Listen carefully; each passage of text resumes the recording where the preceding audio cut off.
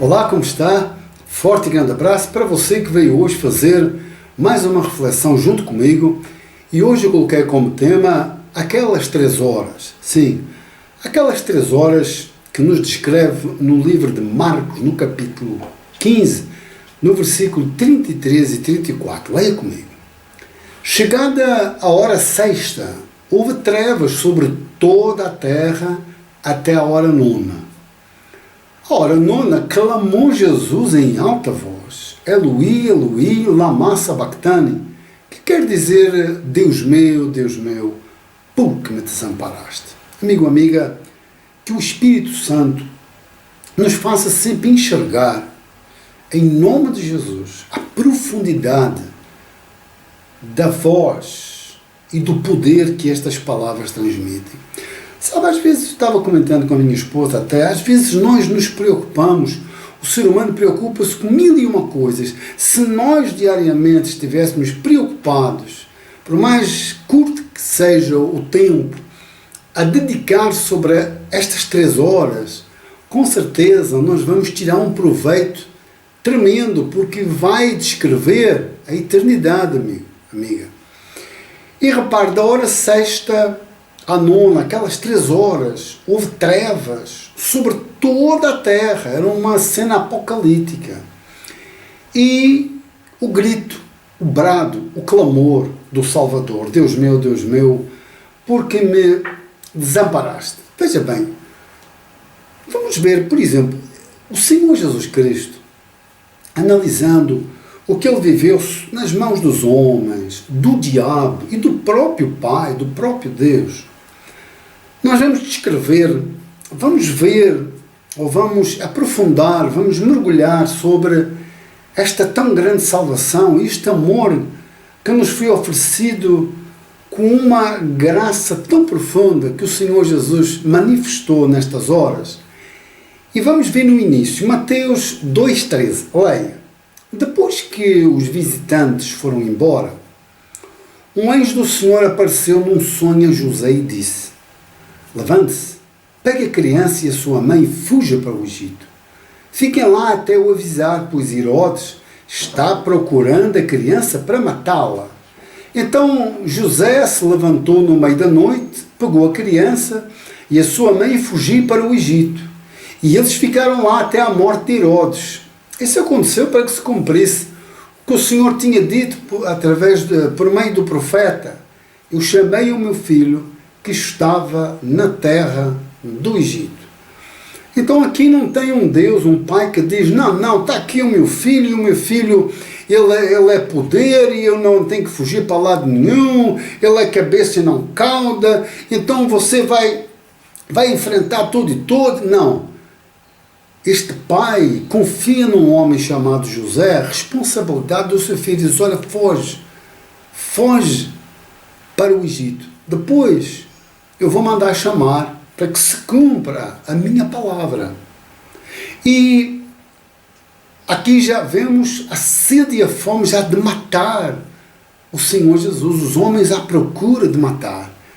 Ou seja, a malignidade, a ganância, o egoísmo tão forte que não dá lugar para o Salvador viver junto conosco.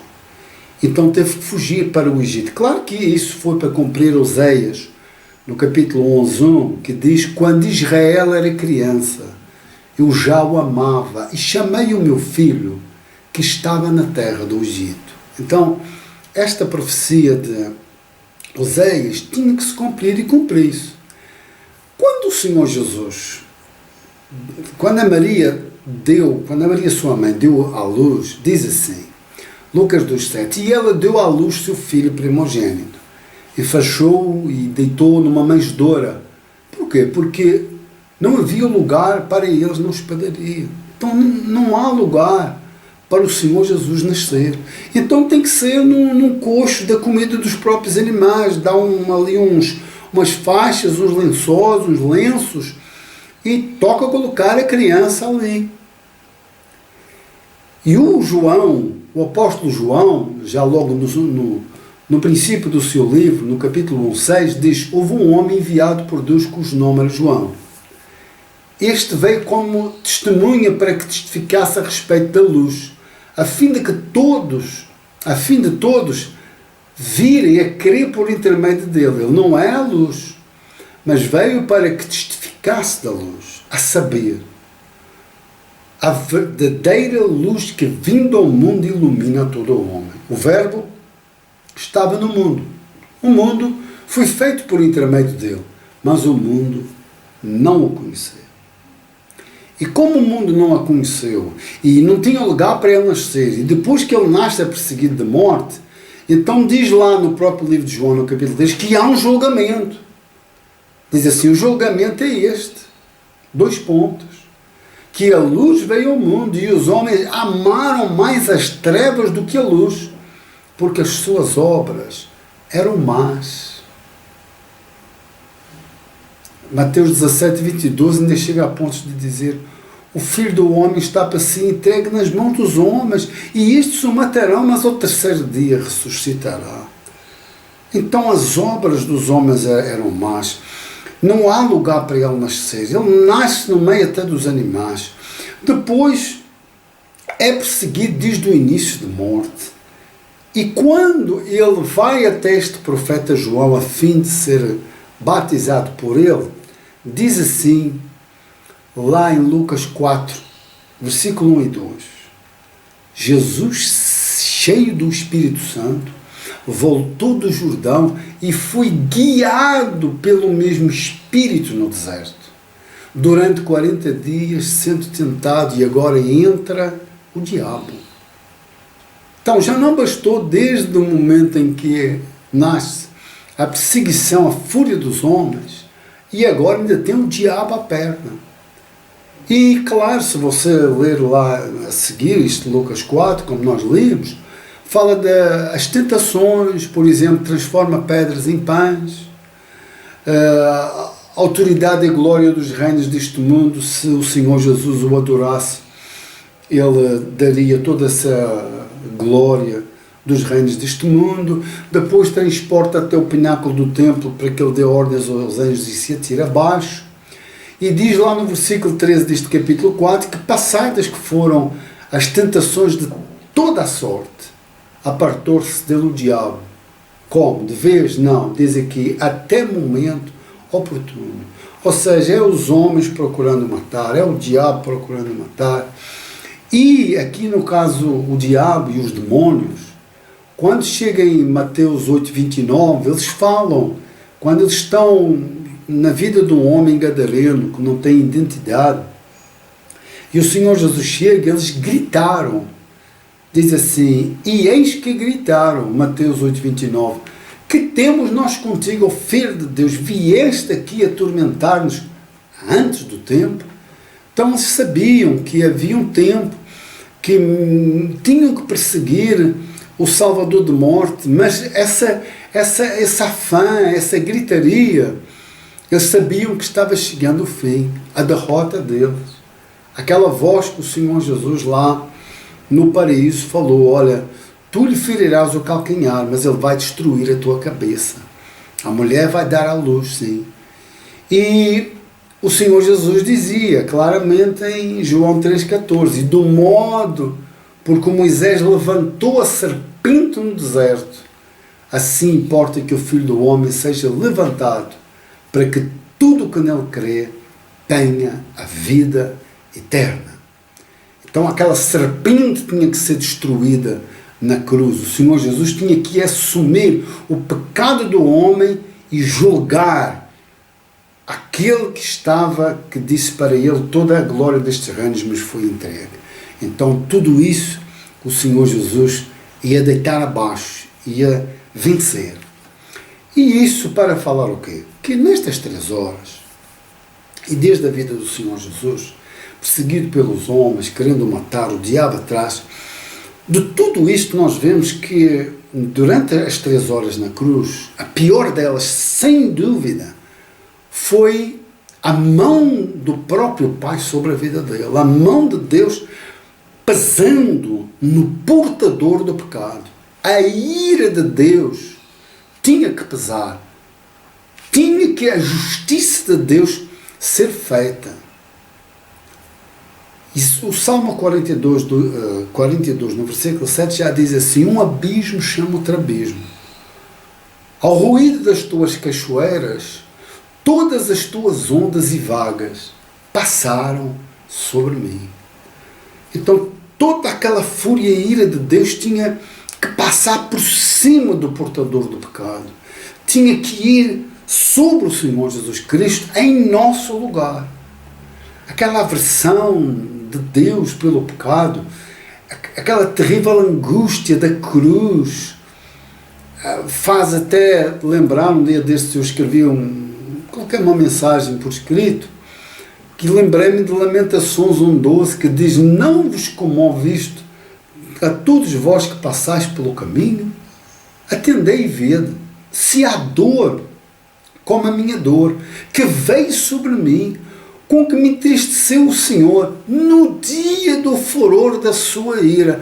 Então, no dia da sua ira, naquelas 3 horas apocalípticas, que toda a terra, em pleno meio-dia, se tornou em trevas, era a mão de Deus pesando sobre o seu filho, assumindo ele, o seu filho, o meu e o seu lugar. A justiça de Deus sendo satisfeita ali.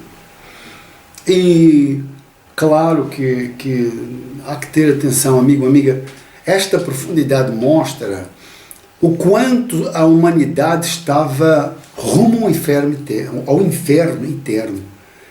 Aquela vida autónoma de pecado independente, de viver independente e sem Deus no mundo, essa situação estava rumo ao inferno da eternidade. Mas o Senhor Jesus estava ali mudando essa situação, pagando o preço, ou seja, o justo pagando pela injustiça de toda a humanidade.